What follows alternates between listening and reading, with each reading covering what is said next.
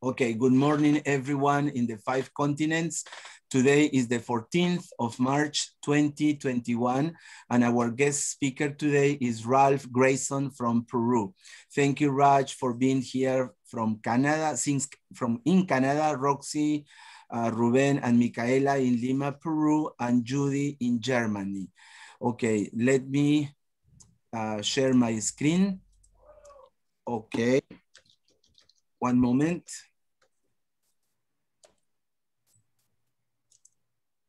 Okay, so this is what I found in Google this morning. Somebody who wants to read for us? Well, it says teaching kids to count is fine, but teaching them what counts is best. What do you think? Well, it reminds me of what we do in the classroom, right? We sometimes teach kids to do things, but we don't teach them necessarily what's in the real world, right? Yes, that's the idea. Okay, next quote, please, Judy.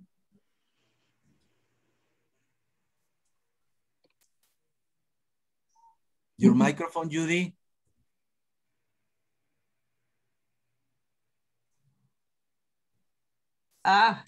Sorry. Don't worry, Judy, don't worry. I know the problems of internet in Germany. No, the thing is that my son is in online lessons and he usually mutes himself. Okay. Okay, let's be grateful. Morning gratitude is prospective. Evening gratitude is retrospective. Nice, right? Mm-hmm. Next one, Roxy. Feeling gratitude and not expressing it is like rap in a present, not giving it. Wow, very profound. Rap in a present. Yes. Mm-hmm. Okay, who is presenting in March? Ralph, Judy, Roxy, Ruben, Micaela, and Raj. Julio is presenting on March 28th, and he will be talking about teacher development and effective teaching practice. Then in April, we will have our friend Anthony Michael Exet-Bulan, I suppose it is pronounced, from Nigeria, and he will be talking about post-pandemic life in a post-pandemic world. Then we will have Patricia Arbona from Argentina, and she will be talking about the lovely topic, the magic of drama in language learning. And finally, in April, we will have Laura Holland from the USA. She will be talking about questions and questioning. Okay, and today we have Ralph Grayson. I've always had this question, why Grayson, Ralph? Well, it goes back to my ancestors, really. So my grandfather, who was American, came from the United States to Peru to work in the oil industry in the north of the country. Yeah. And now I understand. My grandfather and my grandmother was actually from British origins. My grandmother's last name was Fox. So my dad is Grayson Fox. So it's American British, you know. So my grandma and my grandpa had 2 kids. One of them, of course, is my dad, and the other one is my late uncle. And then, of course, as the story goes, my father met my mother, but my mother is from Chinese origins. So it's got Chinese Peruvian origins. So it's like Judy used to use the word, it's a melange, you know, of cultures. Yeah. So maybe your next presentation could be about these bonds, links of races and different countries. Well, let me say a few words about Ralph. Ralph is Education Services Manager at the British Council in Peru. Since joining the British Council, he has managed the organization portfolio of activity in support of education and bilingualism in Peru. As part of the bilingualism support activity, His management has worked closely with the Ministry of Education in strengthening teachers' English language skills, as well as their empowerment by improving their pedagogical strategies. Ralph has worked in the world ELT for more than 30 years. So you must be like, just like me, 45, 35 years old. Exactly. Ralph has worked in the ELT world for more than 30 years, leading innovation and change projects in areas such as program implementation, training, online teaching, learning, among others. So welcome, dear Ralph, and thank you for sharing your time, your expertise, and your knowledge. Thank you. Thank you very much, Jaime. Thank you for the invitation, my paisano. And yes, basically today we'll be working on this issue of assessment, online assessment. And the reason why, you know, I chose the topic was mainly primarily because we're just coming out of I'm just coming out of a recent experience that has been very important. It has brought a lot of experience back to the table, experience that I gained through the years in terms of online course design and all that.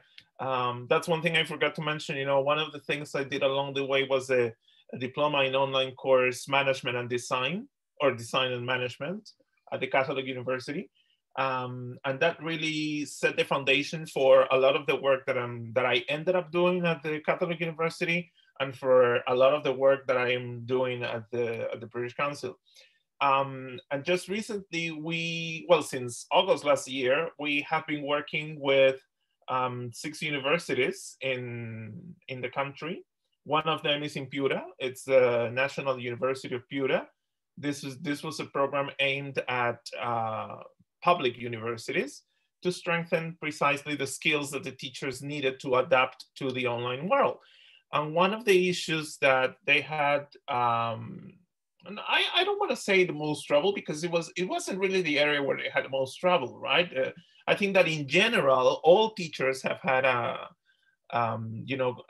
challenges in adapting to online teaching.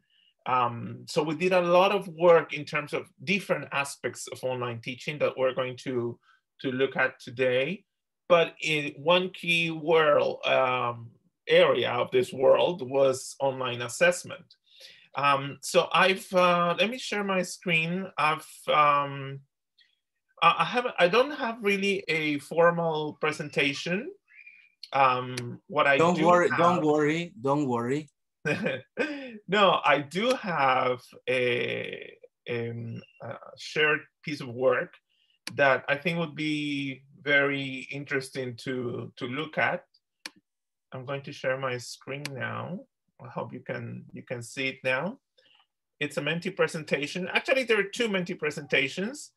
What I would like you to guide more or less the dialogue. And based on your responses, we could build, the dialogue. Okay. And say, what you would like to discuss, what areas you would like to prioritize, so we can discuss collectively, right? So if all of you could go to menti.com, and use the code 57743017. Could you please type it in the chat? Sure. If I find the chat. Don't worry, it's there. Yep. Chat. Chat.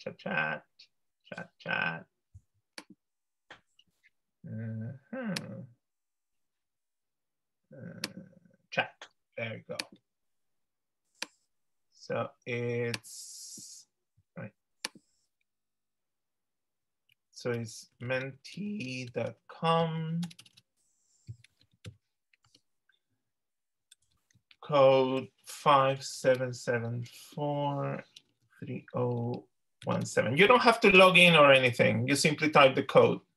If you haven't used Menti before, most of you must have used Menti. Well, personally, I don't. No. Okay. No. So it will be a new thing. Yeah. Yeah, it's an interesting tool. Actually, we will be working with 2 of these today, because since it's a free version, the free version has some restrictions. So when I give presentations with Menti, I have to use multiple Menti presentations. So this is the first one today. There's only 2. Okay, so if all of you are there, you can follow the discussion today. So basically, this discussion is based on our collective experience, not only on mine, but also on yours and what you can think of. We will develop as we interact in Menti, okay? You will have questions to answer, but if you have any questions along the way, there's also a Q&A button at the bottom right-hand side. You will find that in the slide. There's like a little chat icon. So now you must be in Menti if you haven't access. Do you all have access to the Menti screen? Give us a minute. Okay. In my screen, it says Mentimeter, housekeeping, and then the list of 4 questions. Perfect. And then at the end, it's a blue heart. Yeah. Okay. Same here. Yeah. Okay. That's what you're supposed to. Yeah. So these are my proposed points of discussion for today. Okay. The first one is a quick revision of key concepts of online course design. And the reason why I'm doing this revision is because these are like the foundations for online assessment, right? One thing relates to the other. So that's why I thought it would be interesting to start with key concepts in online course design, then approach the key concepts in online assessment, and then some of the most common myths in online assessment, basically largely based on the experience I just told you about, the recent experience I've had with local universities. As I said, you know, this was a piece of work that we did since we've been developing it since August last year. So we've been talking to a lot of teachers, you know, talking to a lot of people in the higher education sector, and we've been collecting all these myths in online assessment, right? So I just, you know, put out the most common ones in this presentation, but there will be moments in which you will be able to add more. And then, of course, a general discussion, any pending questions you might have that you might want to note down as we go. So my first question would be if you agree with these proposed points, and if there's anything else you would like to propose at this point, you might want to put it in that yellow section in Menti. So if you agree, just said, yes, I agree, or if not, you might want to put some additional comments in the Menti board, so I can ensure I approach them, or we approach them as we go. So feel free to add your comments here.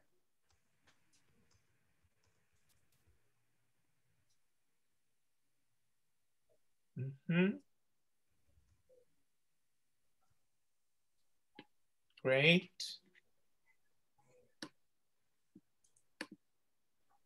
Excellent.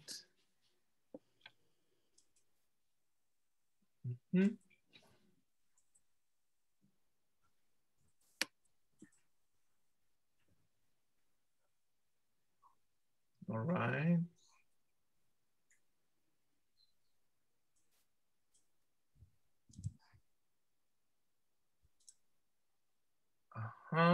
Okay, the feedback loop. Yes, we will briefly look at feedback here. It's an integral part, of course, of evaluation, online evaluation and feedback. Yes, and how that happens in the online world.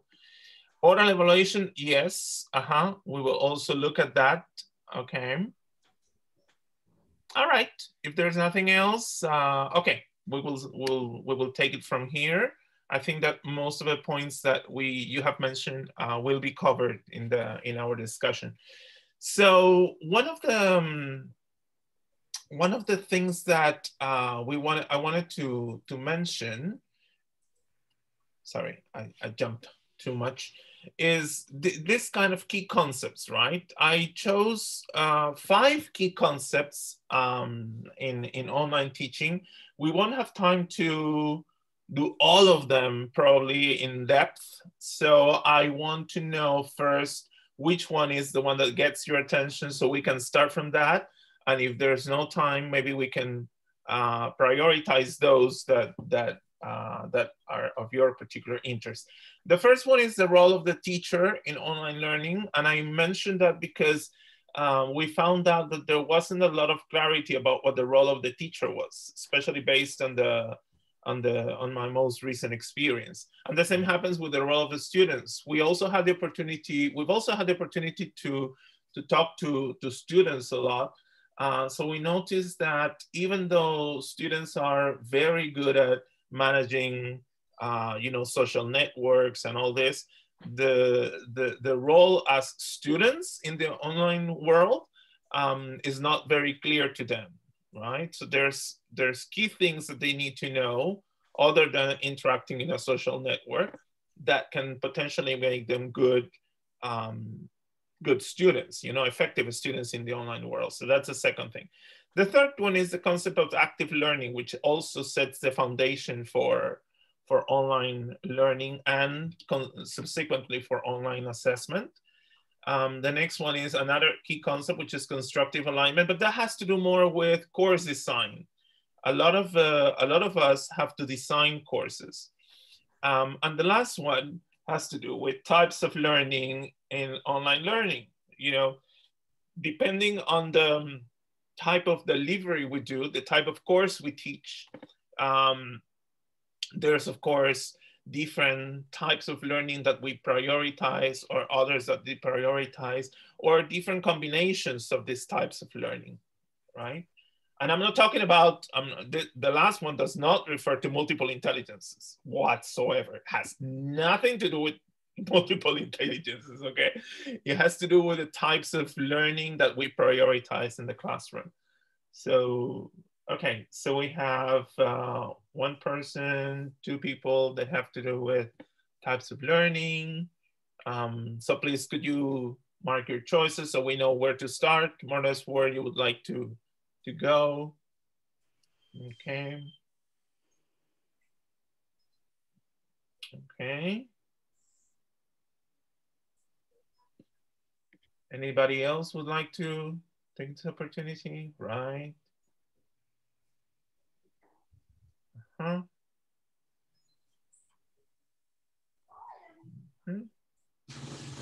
right. There are 12 people that could potentially vote. So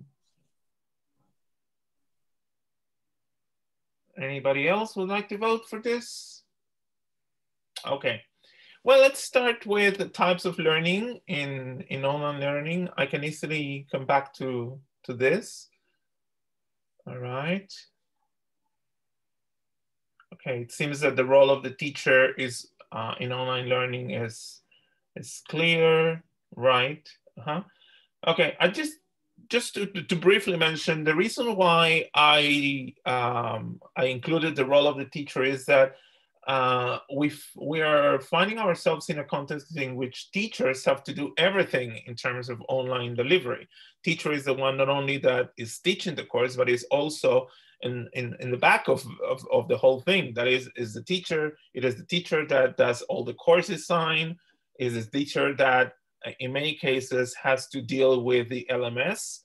So they have to configure assessments, they have to configure the content, they have to configure everything in the LMS. So they are like sort of technical people as well. So they are not only teaching, but also looking at the technical details, because not all the universities have a technical team behind to support them, right? The most advanced universities, of course, have an online delivery unit with online instructors, with online support technicians, with a team of people that can provide, the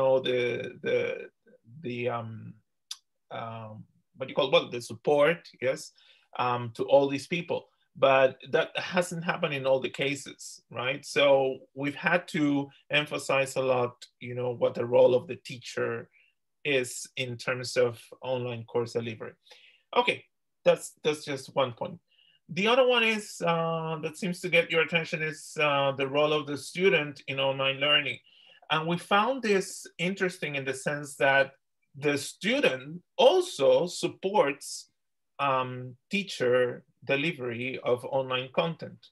So while teachers are doing a lot of effort in designing, supporting, providing all sorts of support to students, they are the ones that are providing anywhere from pastoral support, technical support, to delivering the course itself, right? So they have a lot of weight on their shoulders. One of the things, for example, we've discussed is how we can help teachers from the technical side release a little bit that pressure by letting students know who to contact in case of issues. That's one thing that hasn't been clear in most cases. You know, when you design an online course, there needs to be clarity about who, a very simple thing like who does what in the team and who attends to which areas in an online course. In other words, if I have a technical issue, where do I go? Who do I contact? Okay, yes, I can contact the teacher. The teacher would be my first point of contact, but is the teacher going to deal with that? Probably not, because the teacher should concentrate in the pedagogical area, and he would transfer the inquiry to the technical team, and the technical team will, you know, or the inquiries team will take care of the student in that particular concept. If it has to do with pastoral support, oh, my issues at home, you know, my issues with my family, you know, my learning experience is not being very satisfactory, etc. Well, it is probably the teacher who will deal with that. Ideally, in an ideal world, it would be a tutor, right? But not all the universities have tutors and teachers and technical teams. We're talking about 3 teams of people, right? In the online world. So the tutor will look at all the pastoral support, all the guidance, all the direct contact with students in terms of learning issues, you know, how to manage the platform, how to manage the tools, etc., how to access things. Oh, I didn't have time to access the assessment. You know, how do I access can I have an alternative assessment? You know, the tutor, okay?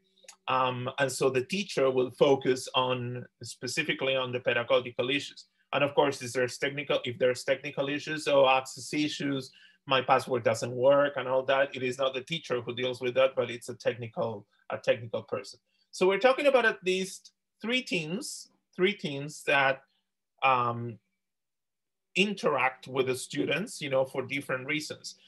And the role of the student, of course, you know, is not only to know, you know, who these people are, how to interact with them, but also how to deal with the communications. One of the things that we have emphasized all this time is that communicating with a technical person is different than communicating with a teacher, different than communicating with my tutor, right? Of course, there's respect in all of them. There's communication conventions, writing conventions in all of them.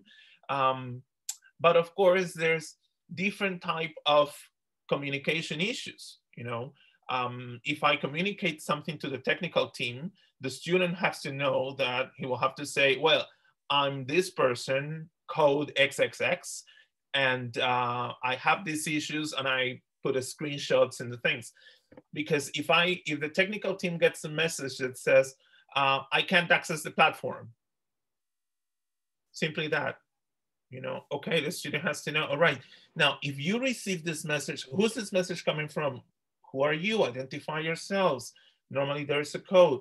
Which LMS are you talking about? Which course? I have 25 courses. Would you like me to search for you, you know, for an hour or so? Or could you give me that information to facilitate, you know, my work, in my work, you know, things like this. So things that the students need to know, and the students have had to reflect on. And also very close to the next item, which is active learning. Students need to know that in online teaching, including assessment, they play a much more they need to play a much more active role than they played when they were in the face-to-face world, right? Yeah. The concept, yeah, go ahead. Somebody wanted to say Yeah, I was wondering, Ralph, if some of the things that you are mentioning, maybe our friends here in the audience have something to say, a comment. Yeah, sure. Sorry to interrupt. Anybody who wants to ask or make a comment about what Ralph is explaining to us? Maybe the first part, which may is I? student. Yeah, please. Hello, Irma, Ilka Hi. in Ecuador. Hi, how are you doing? The only comment that I wanted to add in this moment is that how important is the technical support team for teachers who are evolving in the sense of having the first time experience in teaching online. So the technical support is not only for the student, which is very beneficial, but also for the teacher. Like in my case, I was given a course and it was a new platform. It was Canvas at that time that I needed to learn within a month. And then the students also needed to learn the same platform. And we both sides of this teaching learning experience, we did have a technical support team or person. And that's crucial. That's crucial to make you confident and having and knowing that you have somebody to go to in order to solve any kind of technical problem. So yes, it is important. Yeah, that's true, Irma. Anybody else who wants to make a comment or a question? Just to go back to Irma's comment, please, Jaime, please, Ralph, please. Yes, Irma makes a very interesting point. We found a very interesting context in which the teachers, for example, teachers themselves did not know who their technical counterparts were. You know, they didn't know that. We've had to facilitate that encounter, you know, and say, look, these are the people behind the technical aspects of online delivery, and they introduce themselves and all that. And we've had to make a match between what the teachers needed and what the technical teams could provide. So that was a very interesting experience. I've worked very closely on that aspect because the teachers have a lot of needs. Teachers have a lot of curiosities. They want to know this, they want to know that, they want to innovate. But who supports them, as you said? It's a technical team. But if the information about their needs and wants does not reach the technical teams, how is the technical team going to go back and address those issues? So facilitating, you know, that match between, you know, teachers and technical teams is also super, super important, you know, and we've managed to do, and it's given us great results. By the way, Ralph, do you think if the instructors or the people who are going to help us are much younger than us, do you think that will affect the understanding or the following? Because it does happen to me. Yeah. The younger they are, the more difficult for me it is to understand. But when somebody who is like just like me, 25, 26 years old. Like all of us. Yes, like all of us, it's easier to understand when that person belongs to my generation. Yeah, well, it usually happens in ELT, you know, a lot of our teachers are very young and they have to teach adult students. And at the beginning, the relationship is, what's this kid going to teach me, you know, and all this. And it's even more noticeable in higher education where there's a lot of hierarchies, you know. And we've had cases in which somebody said, you know, I called somebody, you know, Pedro, you know, and the person said, no, I'm Dr. whatever, you know, okay, fine. And of course, at the beginning it was like Dr. whoever, you know, but then by the end of the lesson, he was like Pedro, you know, because he managed to understand, you know, that those hierarchies don't always work, right? Yeah. And that they act as like as a barrier, you know. It's very common. Yeah, what you're saying, Jaime. Thank you very much, Ralph. Anybody else who wants to make a question or make a comment before Ralph goes on with his explanation and presentation? No? Nope. Okay. Okay. Thank you, Ralph. No, so I was going to mention that students have to learn that they need to play a more active role in online learning. No, it's not like in face-to-face world, at least here in Peru, you know, traditionally or culturally, students who study face-to-face at the university, you know, for example, they go to class, they sit, and they don't expect to interact. That doesn't happen, of course, because of obvious reasons in a language classroom. In other areas, it's much more common. But I think that English language teaching has a lot to teach, you know, because of our tendency, of course, to want the students to communicate in the classroom. But still, in many classrooms, especially in face-to-face lessons in English, there's still instances, there's still not few, but a lot of instances where students go to class and they are still they still use a very traditional approach to teaching, and students do not yet interact. I think this is, of course, you know, this has changed a lot through the years, and now that's probably less the case, and more classes are more interactive, and they look, especially English teachers have had a lot of opportunities for training and all that in terms of ways to get students to communicate, to collaborate in the classroom. And the same has happened in the online world. So we have had to transfer all these good practices in English language teaching, you know, in interacting, in fostering communication, as we, of course, support, you know, language accuracy to the online world. So that hasn't been a big issue for English language teachers. I think it's been a bigger issue for other subject matter teachers, you know, for university teachers, for example, for school teachers that have to transition to the online world. And I don't know if anybody has had any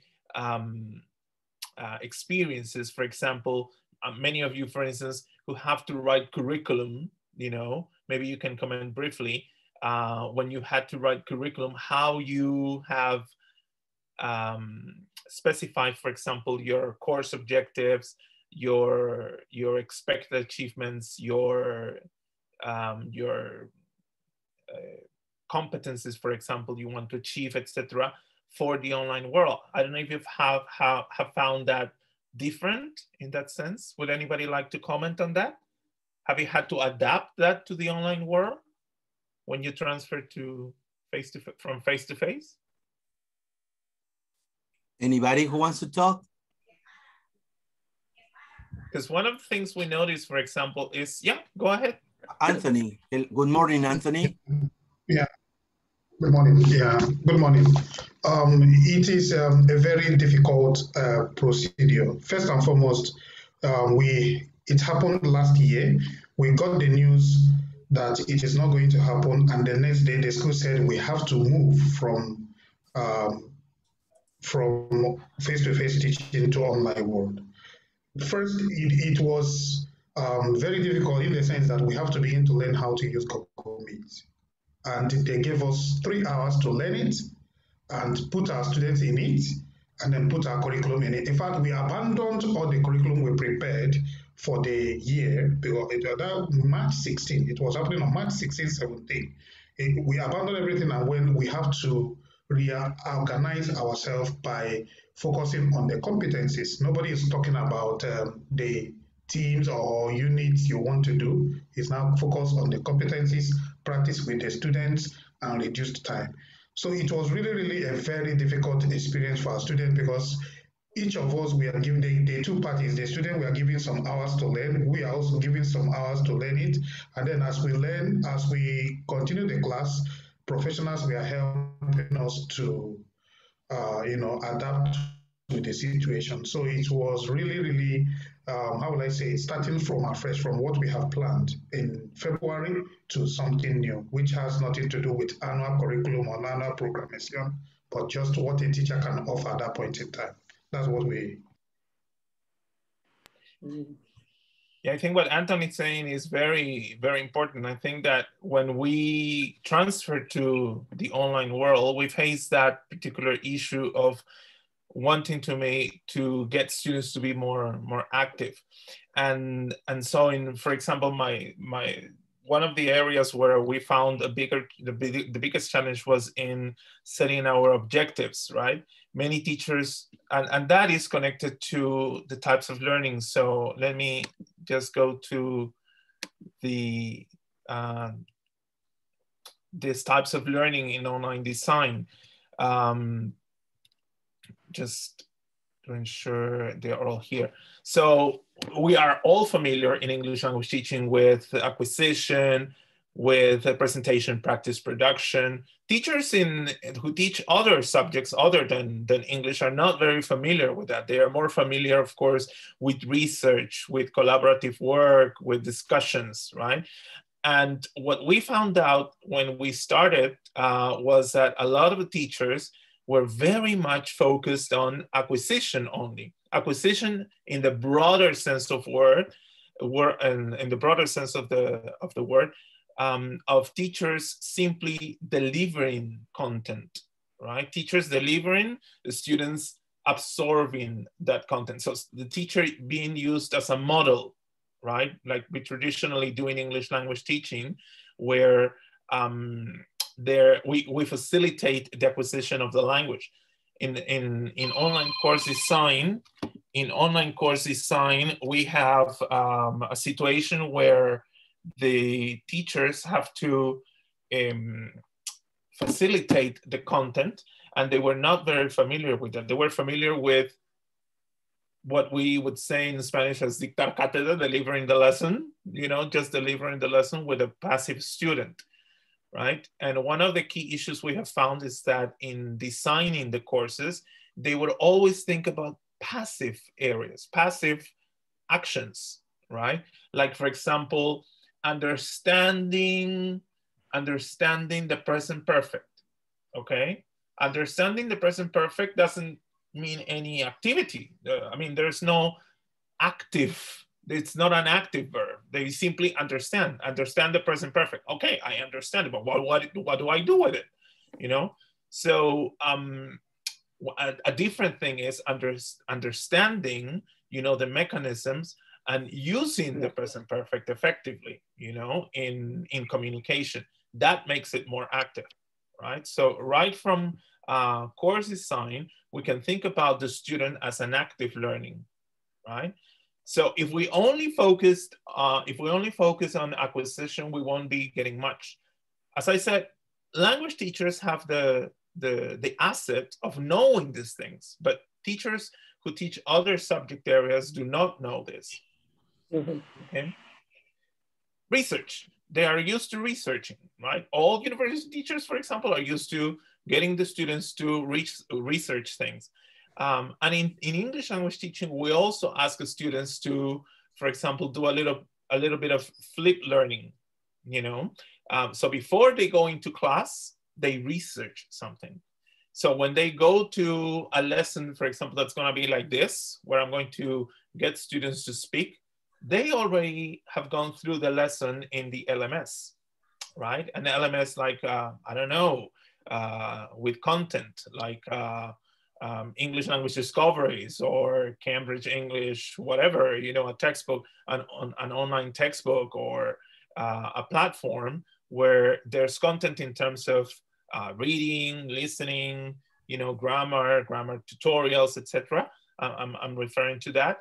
But the communicative part, of course, has to be done in the company of a teacher with the guidance of a teacher. So we ask the students to do the platform first and then come to the classroom, sort of a flipped type of learning. So they do that type of research. Of course, in universities, it has a different sort of layout. In terms of collaboration, it's another type of work. You know, there are moments in which we ask students to collaborate, not only online, but also offline. You know, for instance, to do some sort of collaborative piece of work that they have to deliver. Discussions, very familiar for English language teachers, where we ask the students to work in groups, in pairs, in breakout rooms, like in Zoom. You know, that facilitates the students' interaction, very much like what we used to do in the classroom, you know, and then the teacher can move from breakout room to breakout room.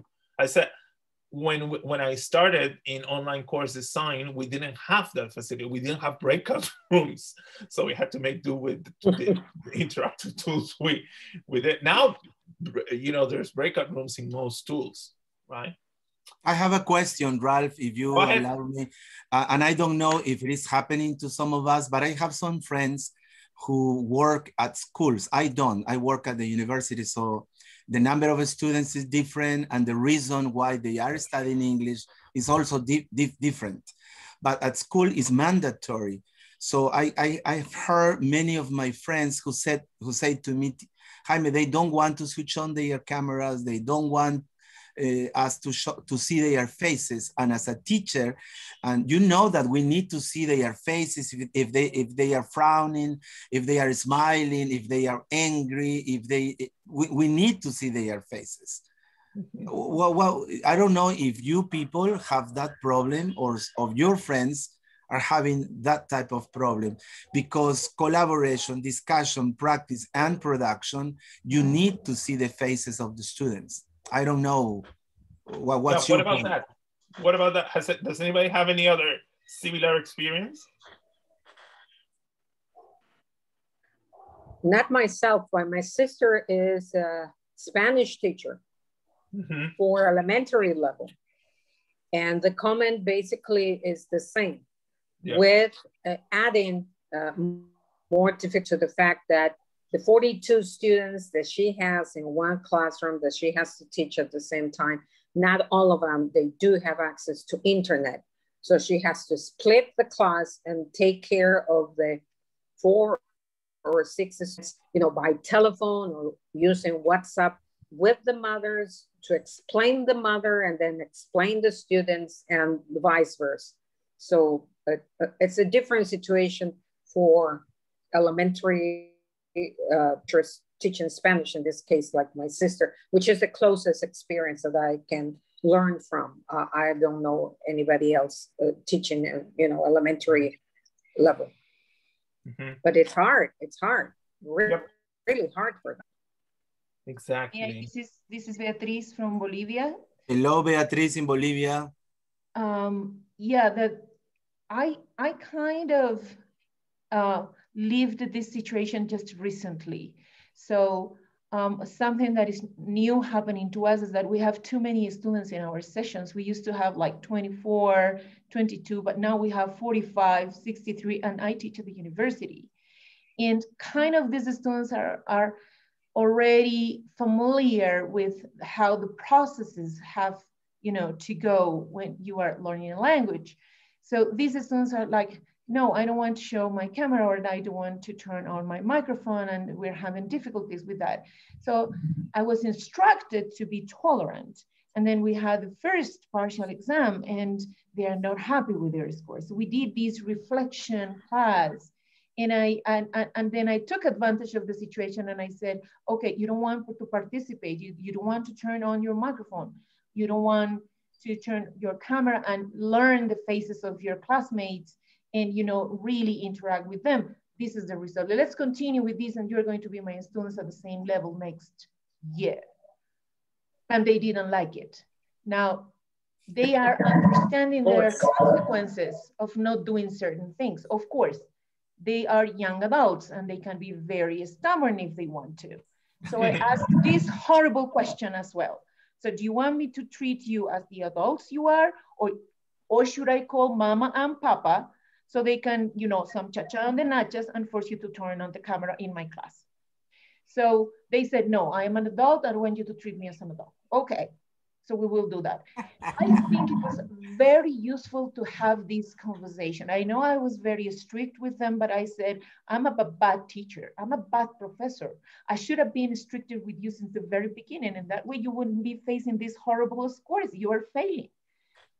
I did a bad job. And they were like, no, Beatriz, you told us to turn on the camera. It was us that, oh, okay. So it's not my responsibility, right? So I know that I forced the conversation. I'm conscious of that. I manipulated them a little bit, but I think they have understood that there are certain things that we professors do, not because we are mean or selfish or we want to piss them off, but it's because our job to make ourselves sure that they learn. And thank the Lord, I think they have gotten it now. So let's see if they can maintain, keep the attitude until the end of the semester. But reflecting, I think it is essential. Making them notice of the consequences of not doing certain things. And I can do it because I teach young adults, but if I would be teaching kids, I don't know. In school, high school, you have to talk to the parents, you have to involve the parents, and that's much more work for the professor, the teacher. Thank you. Thank you, Beatriz. And Angel Chipana Mamani in Facebook, he says, forcing students to turn on their camera is even worse. We must look for strategies. And he has shared a link about Edutopia, an article about on-camera dilemma. So we need to read and use psychology. I agree with you, Beatriz. Thank you. It seems like it's much easier with adults because you the first day or before you send the rules of the class, and one of the participation rules is turn on the camera all the time, which is a rule in the university in my case. So it's different, but from other levels like elementaries or high school, if they don't have also the support of the institution, make it mandatory, it's harder. Something else, sorry, Irma. Marlene Reyes in Lima, Peru, she says, but many times putting the camera on all the time causes technical problems and it affects their connectivity. That's true too. Some people, some students are far away in the highland or in the jungle, and they have that problem. Yes. Yes, that is true. Okay, go on, Ralph, sorry. No, yeah, just to round up, I've been through the two sides of the pendulum, the two extremes of the pendulum. And yes, it's very hard to find a balance in this sense. I've been to, one side of the pendulum, the strictest side of the pendulum that you've mentioned, where, for example, people cannot access an online course if they don't first meet this criteria. And the criteria is, you need to have a computer of this configuration. You need to have a bandwidth of this configuration. You need to have this and this and this and that, right? If you have all that, okay, pay for the course and go into the, and you're ready to go, right? And that, of course, is the one side of the pendulum where you can tell students, all right, housekeeping rules, your camera should be kept on throughout the lesson. If we're having online lessons, synchronous online lessons, then your camera should remain on throughout the lesson, okay? Because I've demanded that from you even before you registered for the course, okay? That's one extreme. The other extreme, of course, of the pendulum is what you really described, okay? Where students do not have connectivity, they access from telephones, they access from, remote areas where there's limited connectivity, and students cannot be, on camera 100% of the time for hours and hours because they don't have the necessary digital facilities or technical facilities to carry on. And that is, of course, what causes problems. So yes, you can have both sides of, as I said, of the spectrum, right? One where you can include, having the cameras on, as part of the housekeeping rules and as part of the course rules, and the other where you can't, because if you do, you are upping the accessibility barriers of your course. So you will not be able to do anything. you know, and of course that requires a lot of adaptation, a lot of flexibility, you know, because simply students cannot do it. I've seen cases, for example, where students turn on their camera, you know, like something in the, you know, like a middle ground, students turn on their camera when they are participating. And of course, participation is mandatory in the English language course. So if they are participating, they have to turn on their camera only for that moment. And if they have connectivity issues, they are allowed to turn off their camera. And of course, as a principle of accessibility, you know, ideally, as a principle of accessibility, we should let the students choose, you know, whether they would like to have, you know, their cameras on or off. But I understand, you know, what you're saying. You know, it's important to look at them. Okay, moving to just wanted online assessment. I have another question. We have moved now to a different mentee. So please, could you go to... Sorry, Ralph. Sorry, Ralph. Yeah. Raj in Canada has a question or a comment. Okay. Sorry, Yeah. Sorry. I can't see any hands up because of the configuration, so Yeah. apologies. No problem. I was just really interested in this conversation because I think attendance versus participation versus engagement, you know, and how do we measure all these things, particularly when we want to make sure we're covering a certain amount of content, but how are students tracking it and how we can follow that? That's an interesting conversation. Exactly, yes. Tracking, yes. It is interesting that as you go in online teaching, you have evidence of this tracking that you're mentioning. So for example, as you're doing your lessons, you know, day by day, you have like a tracking tool, which could be a piece of paper, you know, with students' names, and track, you know, students' participation, whether it is with the camera on or without the camera, but you're tracking some sort of student progress, you know, and not, that's one of the issues that we'd like to discuss here, you know, formative and summative assessments, you know, and I've seen that some of you are already accessing this mentee code 1192653.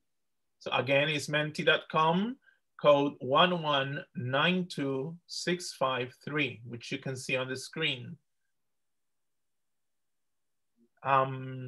So if you could go in there, again, there's key concepts in online assessment. I'm interested to know which of this you would like to prioritize. So right now, it seems 50-50.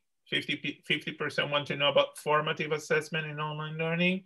50% want to know about summative or would like to discuss summative assessment in online learning.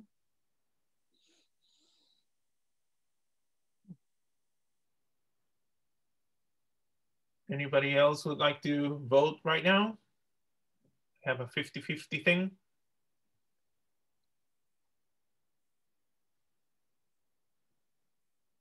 Okay, formative, summative. Feedback, feedback is also an important aspect.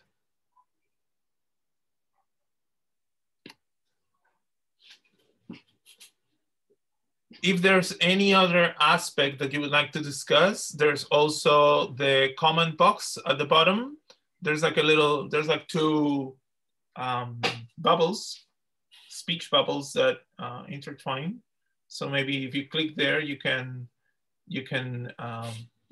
comment if there's anything else. Anybody else would like to vote at this point?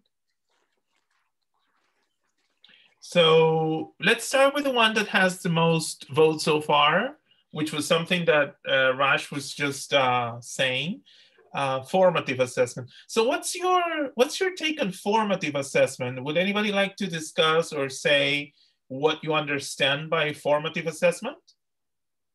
As, you know, something very general. We don't have to go into technical details really right now. Something very general. Anybody would like to say what your understanding is of formative assessment or how that happens in your classroom, in your English class? I think Raj has already given us a clue. Well, I think for me, I'm going to take a guess is how are the students integrating what they're learning? How do I know whether what I'm teaching is actually working? How do I track that? And in the broader sense of the world, you know, and the word, and that happens as we go. You know, there are no like specific moments in which formative assessment happens, but formative assessment happens along the way, you know, and it's precisely related to what Raj mentioned about tracking, you know, these moments, you know, they could be every day. I don't know how you choose to do that. If you assess students every day, or if you do it every 3 days to measure, you know, their progress, or if you do it at regular intervals. But definitely Ralph, something that happens.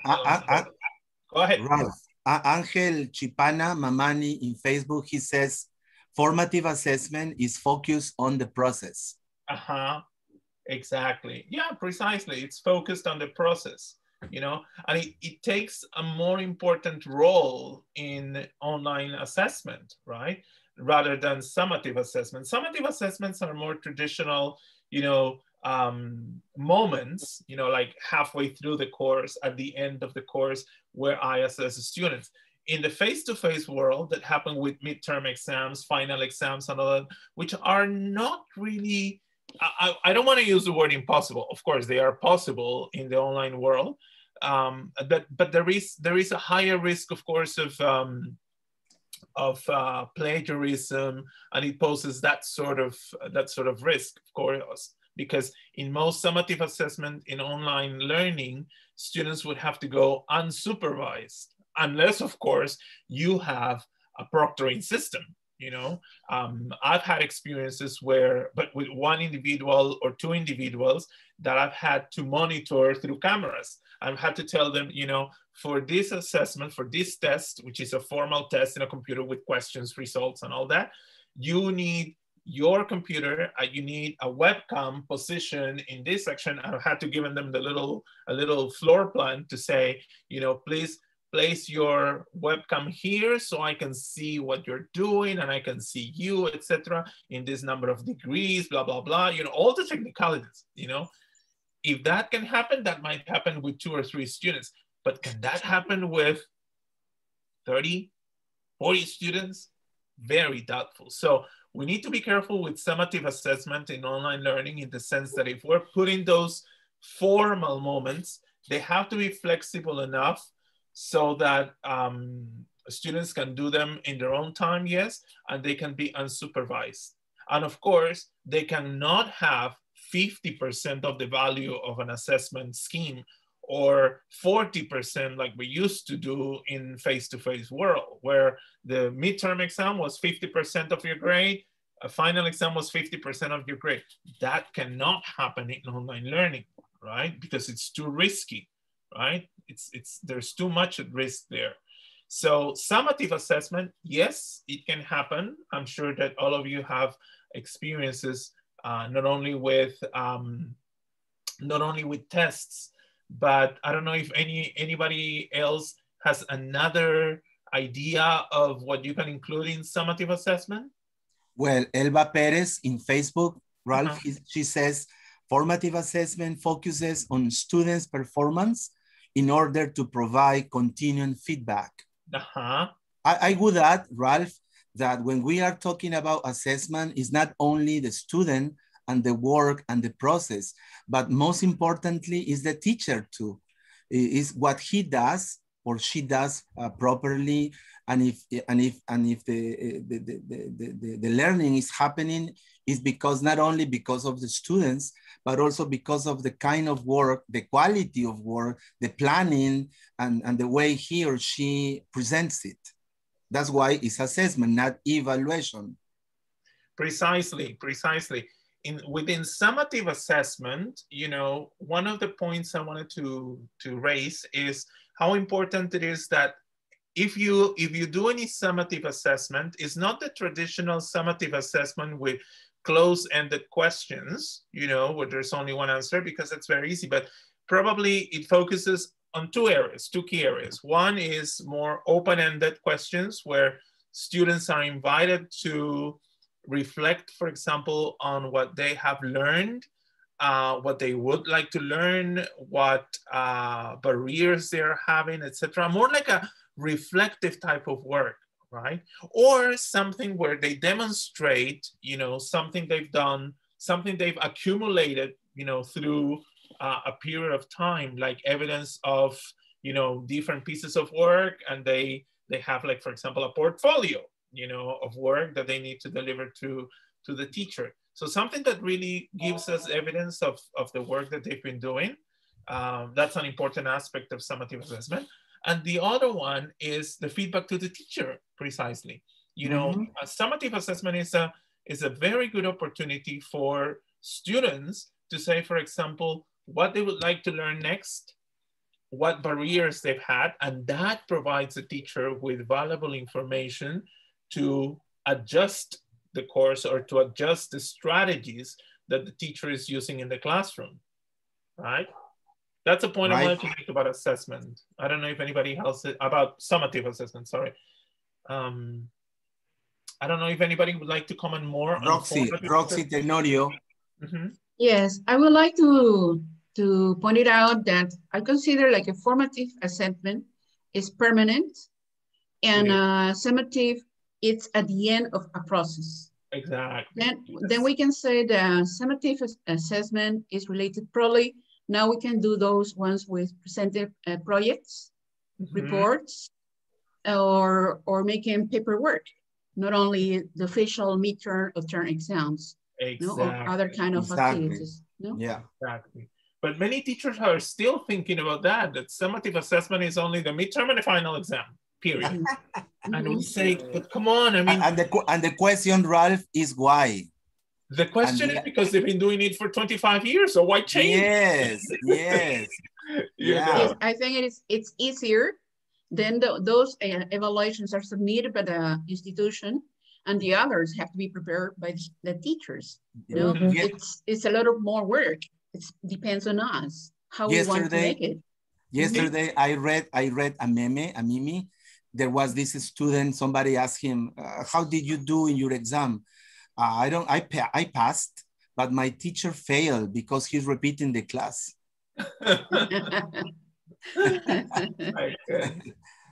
No, but yeah, I think that if we're using summative assessment, you know, as I said, that's going to be very rich for the teacher to reconfigure courses, reconfigure the route, reconfigure the strategy.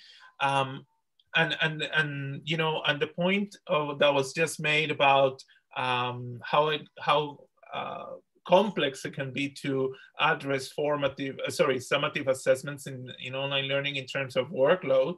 That's why feedback comes to the rescue, right? Feedback in online learning, which is the third point on this screen, also has changed, right? The positive thing of online assessment is that the online world also give us other alternatives for teachers. For example, I don't know if maybe you can think of other stories here, but for example, instead of the usual student by student, you know, handwritten note, you know, to say correct this, correct that, correct this, correct that, you know, there's more opportunities for collective feedback, you know, and that collective feedback, you know, like a little summary of what Group A challenges were, Group B, what were the challenges, Group C, what were the challenges. I'm not saying groups because that's the way they work, but because I grouped them according to the difficulties they had. You know, when I look at all the pieces of work they submitted, you know, or either in summative or formative, and I want to give feedback, I don't necessarily have to do it one by one. Ideally, of course, you can do it one by one, but if that increases your workload because you have 50 students per class, and then in the end you have to give 150 or 250 pieces of feedback, you know, that of course create a roadblock in your workflow. Collective feedback. Yeah, exactly. Collective feedback is a much more sensible, you know, choice, you know, by grouping them, the kind of challenges, and providing them with feedback, and not necessarily written. The online world gives us the possibility, for example, to give oral feedback, to give auditive feedback. I can use a tool like, for example, I don't know, Vocaroo, you know, to record a message online and then give the students the link to the audio, you know, and tell them, here's your feedback.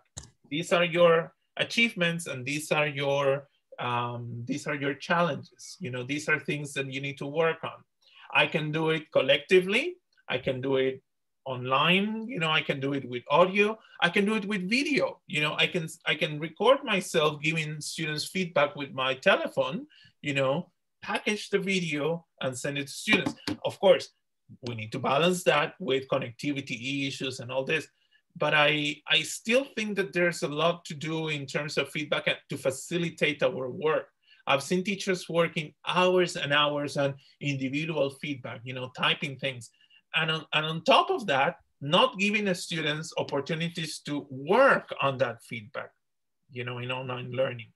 Very much like what happened in the face-to-face world, where a student saw the result of exam and into the drawer it went, you know, without doing any work. In online learning, the same thing happens if we don't give students the time to process the feedback and to work on it. So I send you this, okay, now you are gonna have X number of minutes, X number of days to replan your work based on the feedback I just gave you. And that produces an effect, right? If we only limit feedback to a grade, as I said, what happens is the same thing that happened in the online world.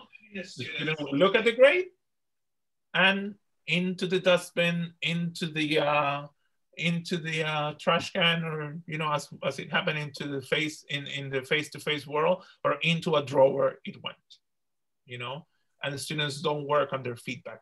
So feedback in online learning, yes, has a lot of opportunities. It can be individual, it can be in groups, it can be in audio, it can be in writing, it can be as a group report. You know, I can give a group report and then publish it in the platform and say, please look at this and please work on your assignment. I'm thinking the word assignment, project, whatever it is, for one more day, and take into consideration these notes, okay? And I will see a much better result.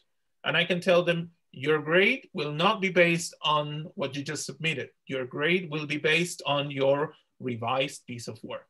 So they don't give me like the first draft. They give me a second, you know, revised version, which is much more robust, you know, and probably I can base the assessment on that. And together with this feedback on online learning, I don't know if any of you have worked with specific criteria, you know, checklists that students know in advance, so that they know in advance what they will be assessed on, especially in summative assessments, right? And even informative assessment, you know, when you tell them, I will be grading you, I will be giving you an appreciation, no, not appreciation, sorry, an assessment, you know, grade, you know, or I will grade you, your work, you know, every X days, you know, based on X, Y, and Z, right? Or giving them like specific criteria. I don't know if you give students criteria in advance. What's your take on that? Just before anybody answers your question, just a reminder, a formative reminder. We have 18 minutes left. Mm-hmm. Okay, go on. Go on. Anybody who would like to what I have used criteria? What I have used in the university level where I teach is using a rubric regarding, for example, if we're working on writing, that's going to be expected from them at the end of the semester, for example. So the first day of class, the rubric is presented, is there.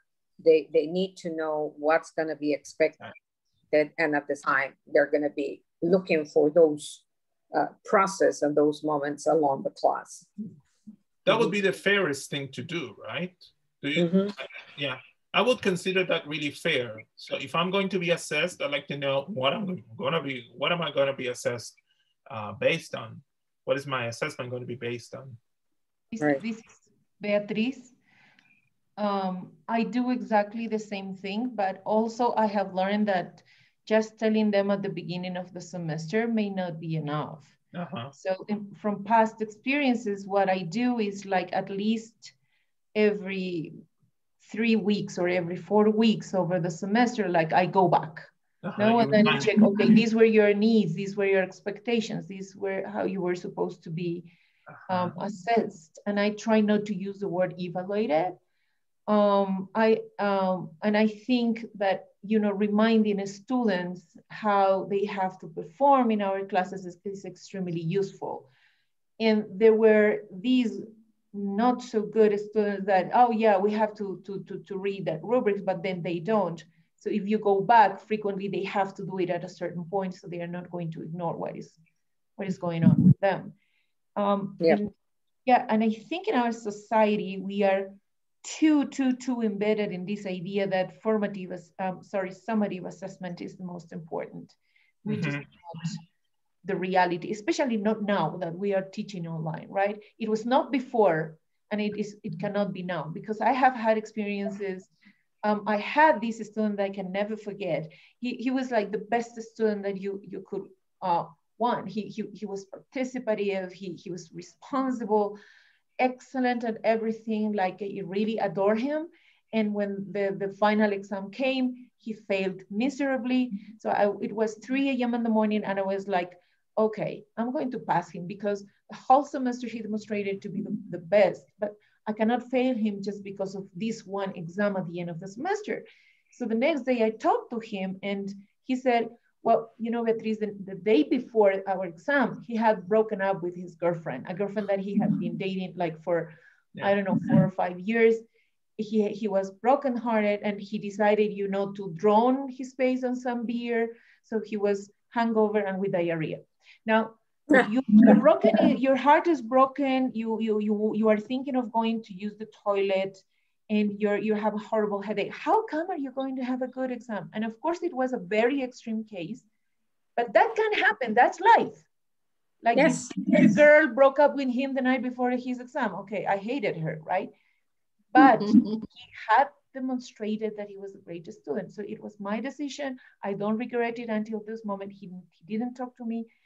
That's why that day I learned that formative assessment for learning, it is extremely essential.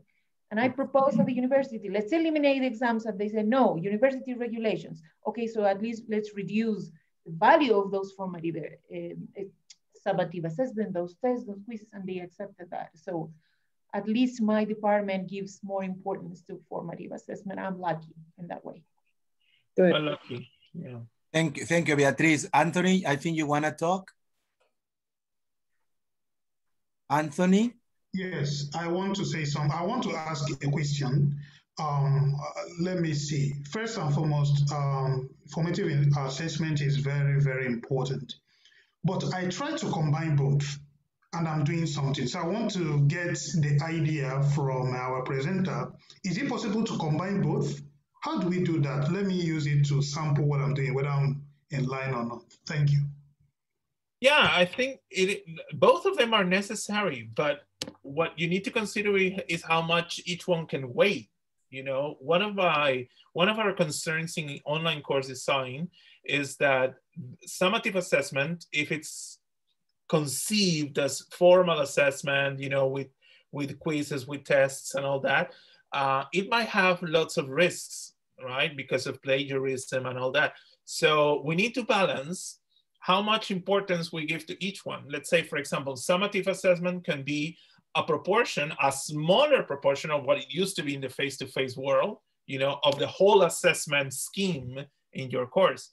And then in the same way, formative assessment can have a higher hierarchy in your assessment scheme. I'm talking about, let's say, for example, summative assessment can be 20%, and maybe formative assessment can be 80%. So you place more importance to formative assessment than summative assessment. And within summative assessment, the high risk types of assessment, I'm thinking about, for example, of online tests, you know, where there's higher risk of plagiarism, those items would probably have to be within that 20%, 5%, 4% or so, you know. And other types of summative assessment where there's lower risks of plagiarism, and I'm thinking about, for example, portfolio work, etc. Thing that you can, that is this project work, as somebody said, you know, that is the sum of different parts that can have a higher weight, you know, in the summative assessment scheme. So it's not as easy as saying summative assessment will be 50%, formative assessment is 50%. No, because we need to balance things up. So in terms of online assessment, you need to really consider all those variables and give importance to the items of assessment where students are actually demonstrating work through their learning process, right? And not through formal tests, which can have a higher risk of plagiarism, right? So as Jaime was saying, we don't have a lot of time. So I just wanted to demystify any other issues. I've put here a couple of them, you know, 3, 4, 5 things. One of the myths is on, now that we have almost completed this chat, one of them is online assessment is the same as face-to-face assessment. High stakes online exams are not possible in the virtual world. The next one is students always plagiarize in online tests. Next one, unsupervised online tests should not be considered in the grading system. Final online course grading can be the same as final face-to-face course grading. Is there anything else that you would like to demystify? So please, could you reply if something was not clear or something else that you would like to discuss? Another myth that we have not discussed in this conversation, you can put it in the chat, either in the chat of the Menti or the Zoom chat, and then Jaime can help us. Yeah.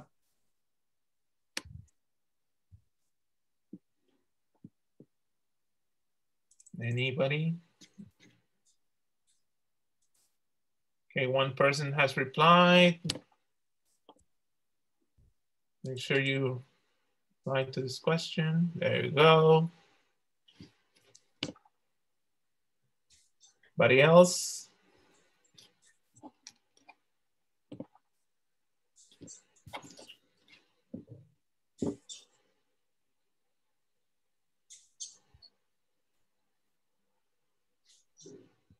Okay, so we got more people.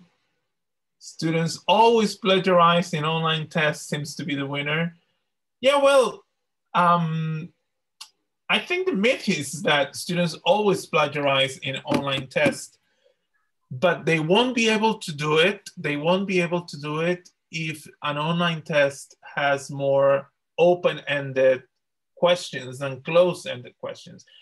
I think that there are more risks to plagiarize in online tests if those online tests are close-ended, you know, meaning that there's only one answer, right? But if you make them open enough where each student has the opportunity to respond with different words, with different types of answers, then of course you're minimizing that risk, right? And I'm not talking about questions like rephrase this. I'm not talking about questions like, you know, write 50 words on that. No, I'm referring to the questions I talked about before, you know, when I said reflection questions. You know, what are things that you learned? What did you learn? What do you have trouble with? So that gives me evidence of, that gives me good evidence that the student has done something because he understands what he had to do. He understands the roadblocks that the student has. He understands the challenges he's had with the content, and he or she can report that to the teacher. And as I said, the teacher can benefit from that information to rethink the strategy in the course, right? Let's say unsupervised online tests should not be considered in the grading system. That's a myth. Yes, that's true. Unsupervised online tests, again, they can be considered. You know, the students don't have to be supervised during an online test as long as the test is well designed, okay? If the test is with close-ended questions, then of course there's more risk of plagiarism. And even if, you know, we proposed open-ended questions, there's always the risk that you will find 2 answers or 3 answers that are the same, because students will comment on it. And that, of course, is an entirely different thing, you know, completely different issue that you will have to deal with the students. And I've had to deal with that, you know. High stakes online exams are not possible in the virtual world. Well, from my experience, it's been very challenging. You know, high stakes online exams have been possible as long as they are proctored. But of course, that poses a lot of challenges. I can tell big organizations, large exam providers have not been able to sort this out, okay?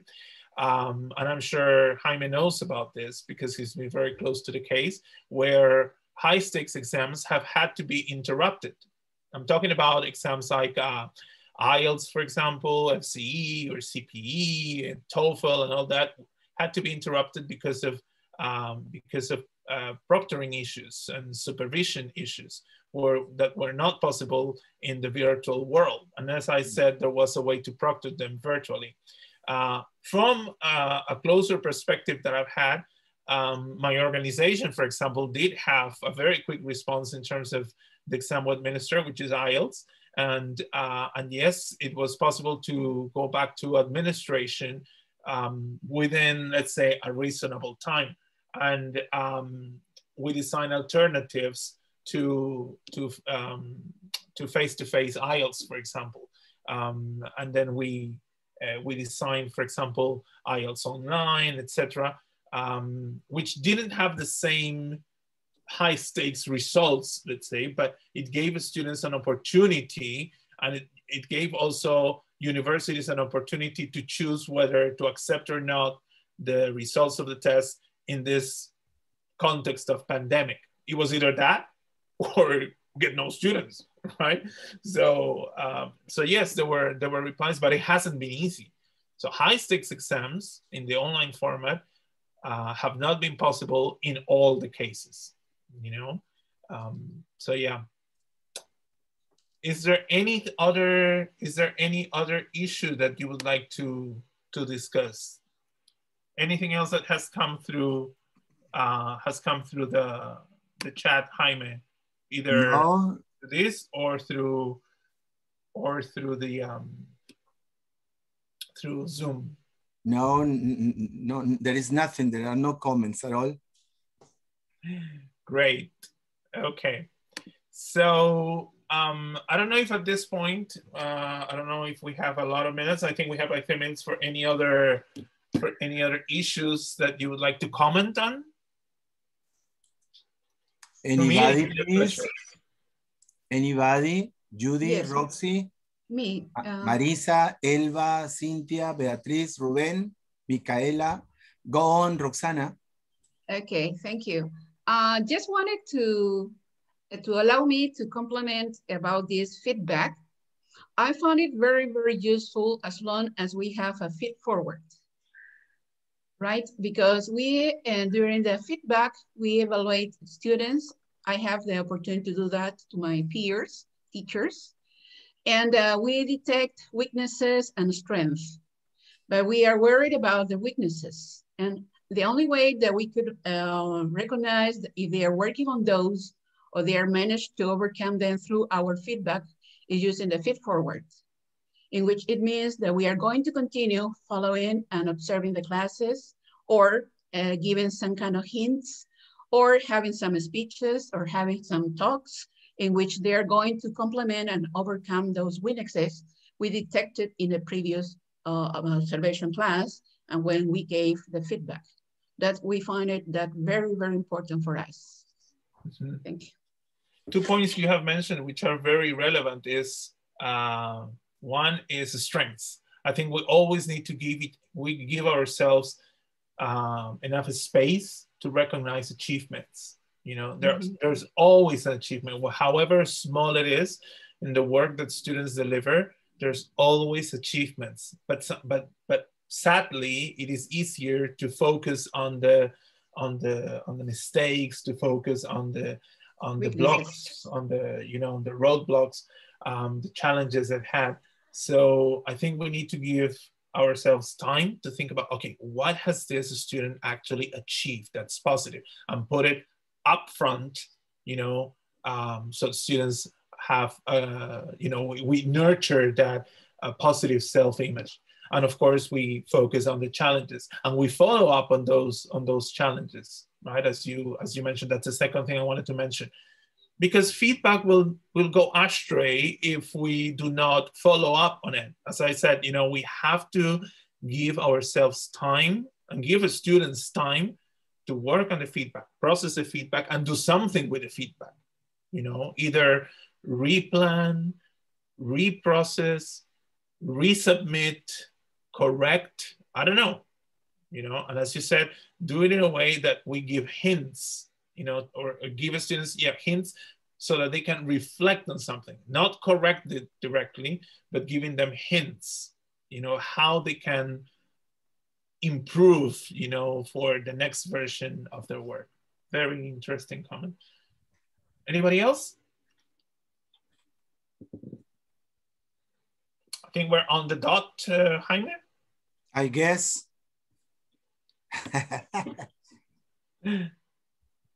So if there is no other, sorry, there is no other question. If not, we have time now to say our final words or last words. Last words, better. Not final. No final, please.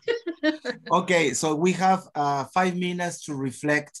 Number one, I want to thank you, Ralph, because of your great expertise, your wisdom, your experience, your time, everything so clear in your head and in the presentation.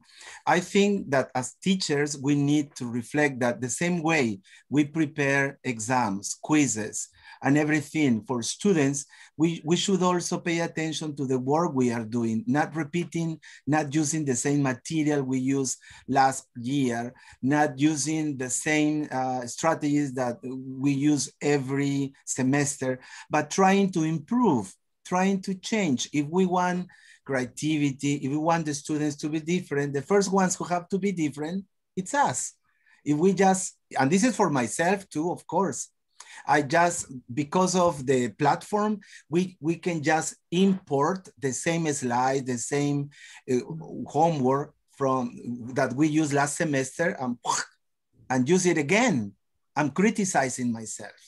So we need this kind of reflection is interesting because if students make mistakes, we also make mistakes. And by the way, next semester, we are going to invite students from schools and institutes and universities, and we are going to listen to them. We are going to have the opportunity of listening to what they have to say. They will criticize us, they will criticize our work, but it's part of the process if we want to improve. Mm-hmm. I don't know if anybody else wants to speak. Speak up your mind. Yes, I want to invite my students. Okay, okay. Your students will be present, Ruben. It's a deal. Just wanted to, sorry, Ralph. No, go ahead. Yes, just wanted to appreciate your time with us and to make us reflect all of these ideas, as Jaime said. And one of the things that probably we could have to refresh our memory about assessment here while we're explaining something or asking a comment of our students is using the reactions here, you know? Is everything clear? Do you understand this? And we are assessing. And we are using the tools the technology has given to us. So the students like using them, like there is their age, they are into this. So let's try to be part of that world, okay? And using more than just a check or something like that, using the same emojis or emoticons they are used to. So we have to be part of their worlds as well. Thank you. Thank you very much, Ralph. Thank you, Roxy. Anybody else, please? I just want to say thank you, and I am very happy to see Ralph. Oh, me too. I evaluate you super. No, it was very interesting, the presentation. Thank you, Ralph, and thank you, Jaime. No, hope everything goes well in Rosenberg. Thank you, Judy. Thank you, Judy. I think I should prepare some exams for the guest speakers so we can evaluate them. Marisa, Guacho, you want to say something? Marisa. Hi, Ralph. Hi, everyone. Marisa and I also go a long way back. I won't say anything.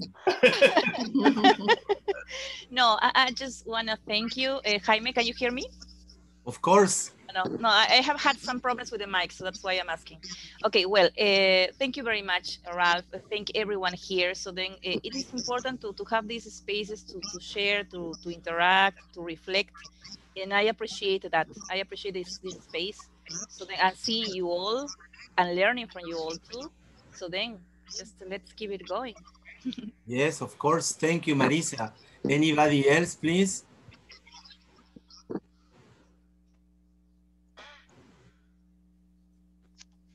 Well, I think the microphone, a lot of gratitude to you, Ralph. Lots of ideas, and also really keeping in mind that we're evaluating the students and they're evaluating us as well.